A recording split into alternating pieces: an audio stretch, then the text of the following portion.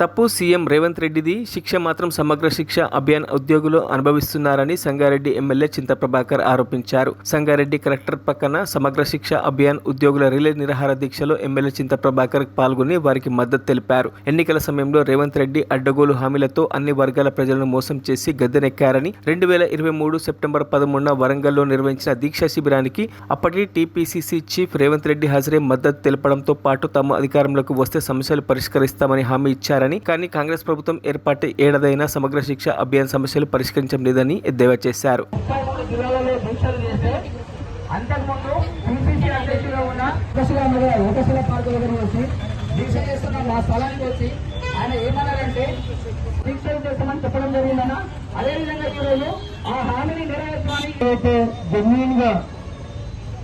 Insurance కావాలని కోరిందో ఖచ్చితంగా మీకు కావాలి.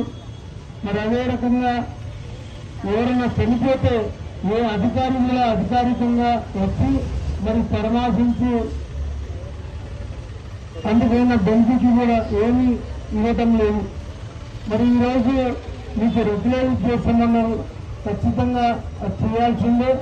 మరి ఆ సమస్యలన్నీ ఈరోజు మరి హరీశ్రావు గారు, మేము జిల్లా తరఫు నుంచి జిల్లా ఎమ్మెల్యేలను రాష్ట్ర స్థాయి మొత్తం మీకు అండగా ఉంటుందని చెప్పి ఈ సందర్భంగా తెలియజేస్తూ, మరి మీకున్న ఇందాక చెప్పినటువంటి అన్ని కూడా సమస్యలు మేము కూడా మరి దృష్టికి తీసుకెళ్తాం. ఎవరైనా అబద్ధాలు చెప్పి ఇంకా ఎన్నో రోజులు తప్పించుకొని తిరిగే పరిస్థితులు లేడు. మరి ఆయన ఈరోజు ఎన్ని అబద్ధాలు తాగిందో దానికి మూల్యం కూడా ఖచ్చితంగా చెల్లించాల్సి వస్తుంది.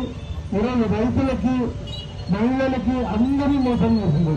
మోసం చేయని వాళ్ళు ఎవరైనా మిగిలింది అంటే వాళ్ళు పుణ్యం చేసుకుంటే అందరినీ కూడా మోసం చేసి ఈరోజు అధికారానికి వచ్చి మండిపోయి చూపిస్తా ఉన్నారు. ఈరోజు ఏతులు ఎక్కువ పని తక్కువ అనే రకంగా ఏతులు మాట్లాడి అందరినీ కూడా మభ్య పెడతా ఉన్నాడు.